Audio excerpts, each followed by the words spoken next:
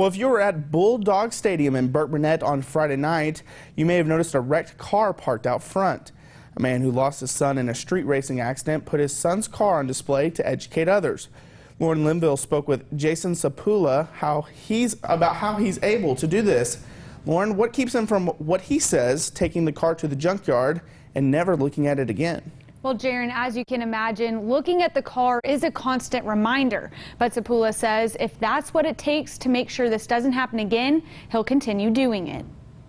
You think you would have an idea of how awful it would be, and you multiply that by about 1,000. Like, there's some days where I just can't function. Jason Sapula is having to learn how to live without his 17-year-old son, Jeremiah. He was supposed to be grounded for grades, but him and our other daughter, they wanted to go to the park. But he didn't go home after leaving the park.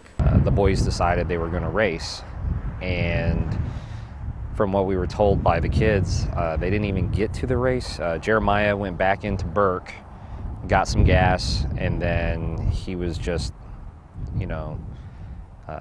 showing off, I guess. Jeremiah let his sister out of the car before going about 90 miles per hour and coming upon an S-curve on FM 240, about 12 miles west of Burke-Burnett. He lost control and flipped several times. One of his last words was to keep his sister away from the accident.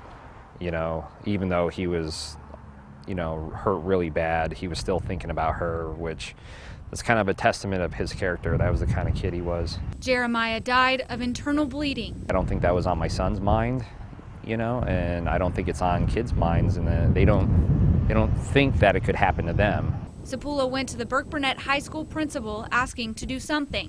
That's when Alex Coolavadas, or Coach K, a driver's ed teacher, stepped up. Jeremiah was such a good kid.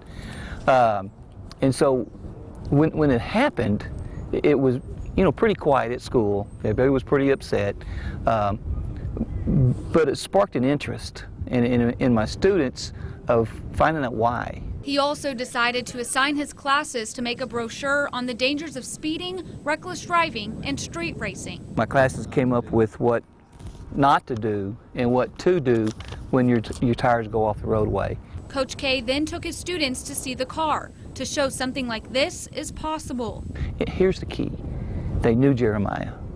So this wrecked car became more important to them than just a wrecked car. A lesson that's personal for Burke-Burnett students. One even more personal for Jason Sapula, who chooses to look at the car so other families don't have to face the same heartache. I don't really want to do this, but I feel like I need to, otherwise he died in vain.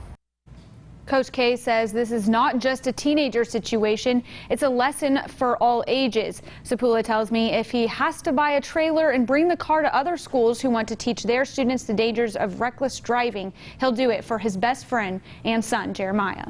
Such a tragedy. Thank you so much, Lauren.